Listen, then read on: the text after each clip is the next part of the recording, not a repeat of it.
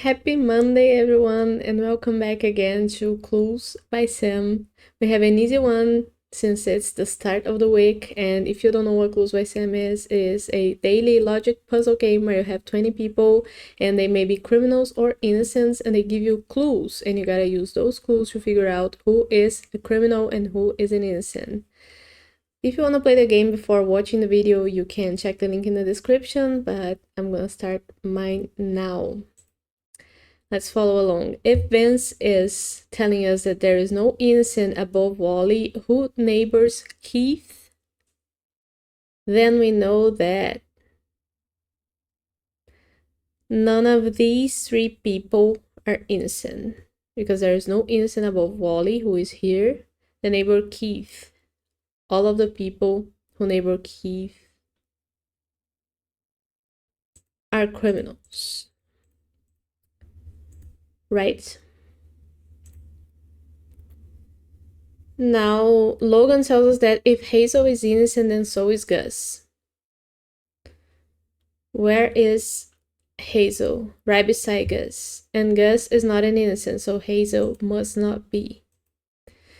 And we don't need Logan's clue anymore, or Vance's for that matter. Now, Hazel tells us that Diane is one of John's 2 innocent neighbors. Well, Diane is an innocent.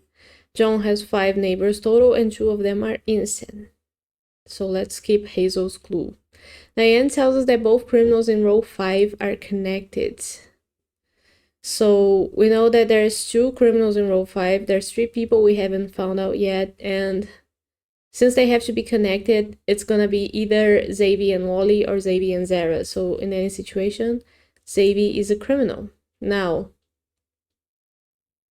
we know that either Zara or Wally are a criminal and the other one an innocent. So we don't need Diane's clue anymore, I guess. Now, Xavier tells us there are more criminals than innocents between Diane and Tom. Between Diane and Tom, there's 2 people. There's no way to be more criminals than innocents if any of them is an innocent. Because that would be, if one is an innocent and the other a criminal, they are in the same number. So both of them have to be criminals then. Good. Now John tells us if Gus is innocent, then so am I. And we already know that none of them are innocent, so that doesn't matter. Now Olive tells us that no doctor has an innocent directly to the left of them. Where are all the doctors? Keith doesn't have anyone to the left of him. Any other doctors? Diane. Diane has someone to the left of her, and that person cannot be an innocent. So Cheryl is a criminal. And no other doctors on site.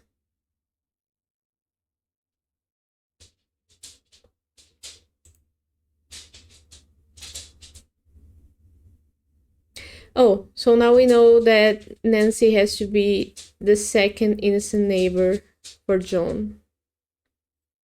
Because John has 2 innocent neighbors, so Nancy is an innocent. Now Nancy tells us there are no innocents in between Paul and Tom. Paul is here and Tom here, and they have 2 people between them, and none of them are innocent. We already know that Ruth is a criminal, but now we also know that Sophia is a criminal. Now Sophia tells us there are more criminals in row 3 than row 5.